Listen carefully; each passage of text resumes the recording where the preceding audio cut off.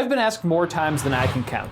Siege Captain, would siege weapons ever make a comeback in a post-apocalyptic scenario? But let's be honest, more often than not, it's phrased, why do you waste your life reading about obsolete and pointless machines? I like the first version because it lets me pretend that people care about me. Here's the short answer. No. Siege engines will never be fielded again in any serious military capacity. But here's the long answer. There are some extremely niche, ludicrous scenarios where siege weapons might be the answer to your problems. Exploring why they won't come back teaches us more about engineering, technology, and humanity than you might expect. So stick around to learn some interesting information about ancient artillery, and let's see if we can find out if it's worth my time reading 2,000-year-old Roman artillery manuals on a Friday night instead of, I don't know, having friends. Let's begin. First, the ground rules. We're going to be examining 3 time periods. Immediately after the collapse, guns and all weapons are still very prevalent. 2 centuries, 200 years after the apocalypse began, some guns have rusted away, a little bit of ammunition is depleted, and if ever siege weapons will come back. That's the heat death timeline. Now, it's no question if something like a ram will be used. Of course it is. That's just a simple machine.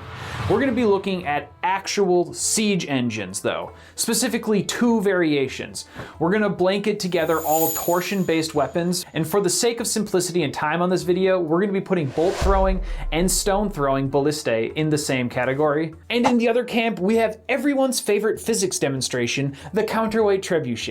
Now, before we dive in, let me acknowledge the elephant in the room, because there are some people out there that think after the apocalypse, we're gonna go back to hitting each other with swords. We're gonna go back into forming legions and walking at each other in organized formations of men. These are the same people that think a katana can take out a tank. We're gonna try to stick to actual history, actual understanding of humanity, actual engineering, and try to put a little common sense into this argument. But this is all just my opinion. So let's start with the immediate post-apocalyptic scenario, the one where you're fighting over the last Costco. It's day 30 after the event.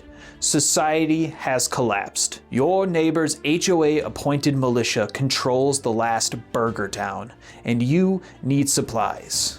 You have a trebuchet. Do you A, use the trebuchet, or B, don't use the trebuchet?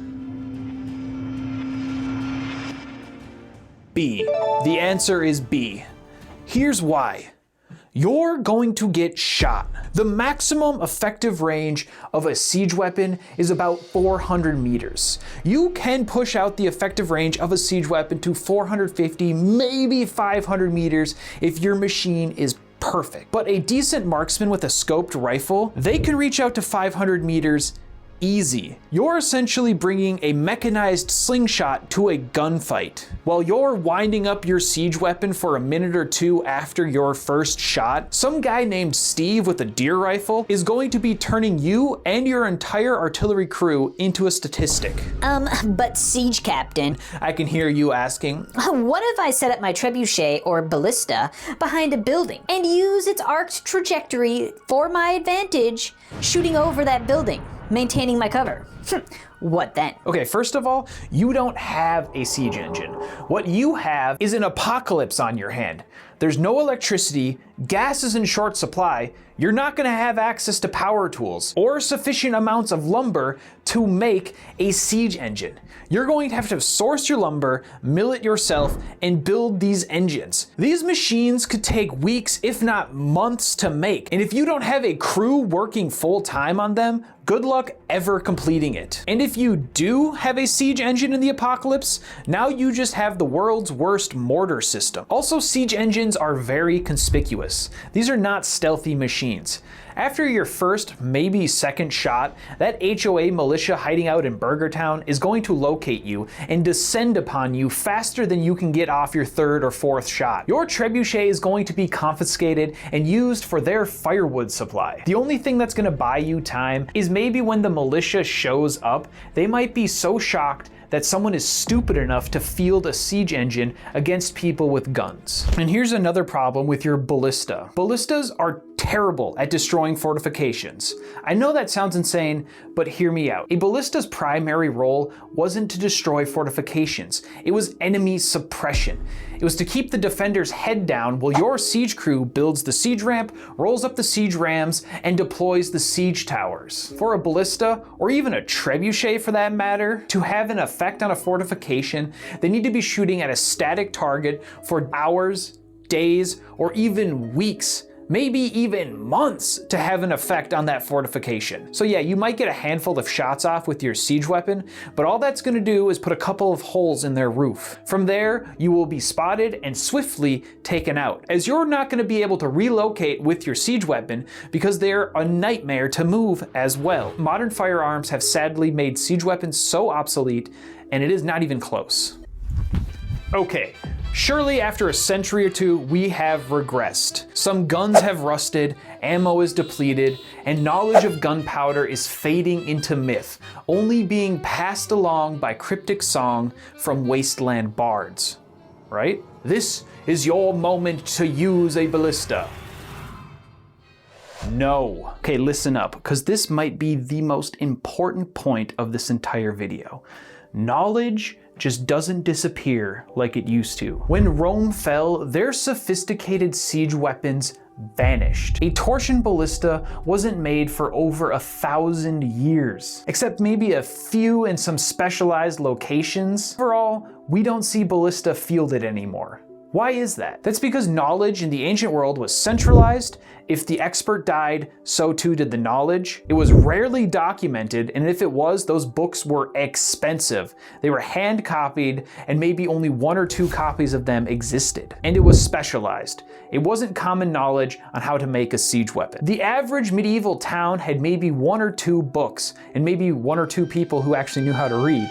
And those books are probably Bibles, which is a fine book in its own right, but it doesn't teach you anything about siege weapons. Your average suburban home, that has more technical knowledge than entire medieval villages. Your single bookshelf contains hundreds of books, and your local library, thousands of books. There are millions of copies of individual books in existence today. Even a century or 2 after the collapse, those books still exist. Libraries persist, knowledge continues. And here's another argument that breaks the whole "we'll forget about guns" argument. Gunpowder is absurdly simple compared to a siege engine. Gunpowder is 3 ingredients: saltpeter, charcoal, and sulfur. The ratios for gunpowder are documented in numerous books.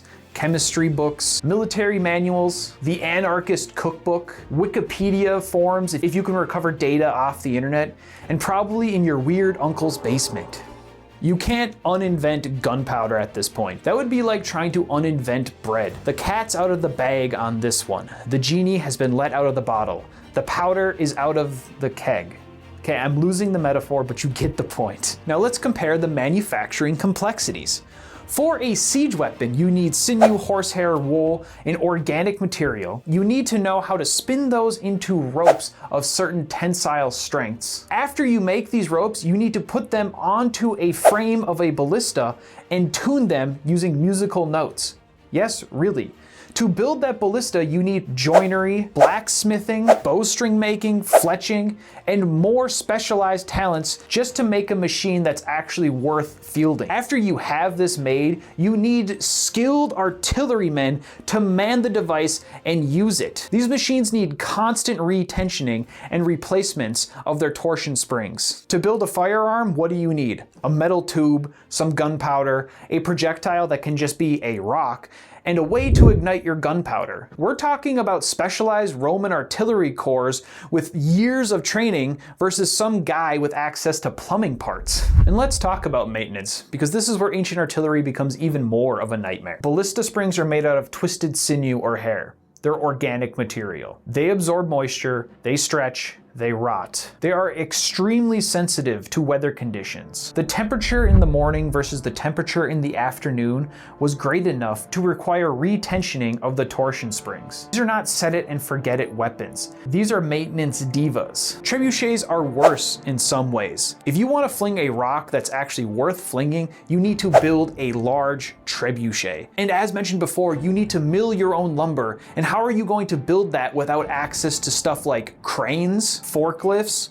unpaid labor. And after you've built the trebuchet, how are you going to move it into position? Compare that to a gun. You clean it occasionally, you slap some oil on it, and you might need to replace a spring. A gun that's properly stored can sit for 2 centuries, be taken out of its box, loaded, and fired. A 100-year-old ballista spring? Brother, that's dust. Oh, and the final point on if we might forget about firearm technology, the reason why we know about these ancient weapons, why we remember ballistas, is because of the very few and rare manuscripts and the very few and rare stone carvings. These few depictions are enough to remind us and teach us how they were built, or how we think they were built and used. So the fact that every movie, every video game, every comic book, every novel in the last 150 years has a gun in it. Even if every physical firearm on Earth rusted, we would still remember what a gun is. We would still remember what it looked like and how it functioned.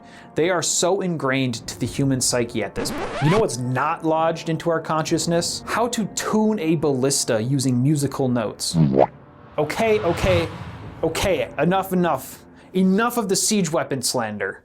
Will siege weapons ever make a comeback? The answer is maybe, in hyper-specific, borderline ridiculous scenarios that I dream about daily. If you need to throw a large rock a moderate distance and you have no access to high quality metal, no way to make gunpowder, lots of lumber and labor on your hands, and a plethora of time to spend building a siege weapon, well then maybe, yes maybe, a trebuchet is your answer. Even in that circumstance, I doubt a ballista is worth building. But this is like asking, will we ever use carrier pigeons again? Yes, if radios cease to exist, people forget how to write, and smoke signals are lost from the zeitgeist, then yes, maybe we'll go back to carrier pigeons. Is it gonna happen? Probably not, but it could. You know, come to think of it, carrier pigeons sound a lot more likely than siege weapons. Here is the brutal truth, my siege students. Siege weapons were the pinnacle of pre-gunpowder technology.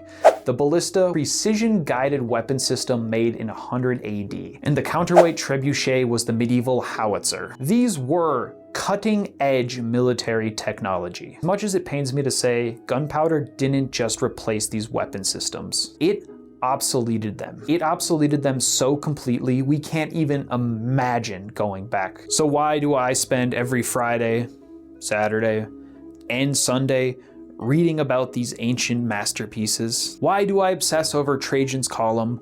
Why do I 3D model Caro Ballistae in SolidWorks? And the most important question is, why do I argue with strangers online the difference between a crossbow and a gastrophetus? Well, it's because they're not obsolete technology.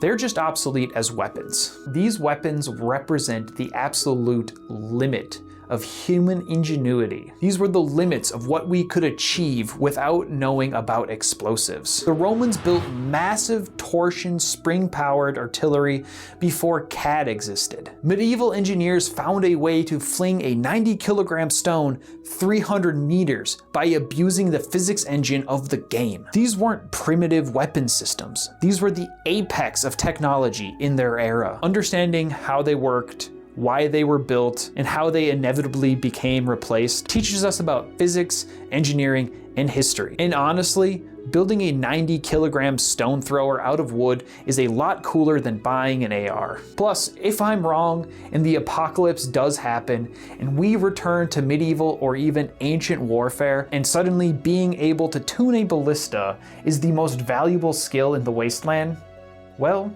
I will be ready for just that scenario. But until then, I'll be over here obsessing about my obsolete weapons, living my best life. That's all I have for you. Go forth, go tune a ballista, and siege the day.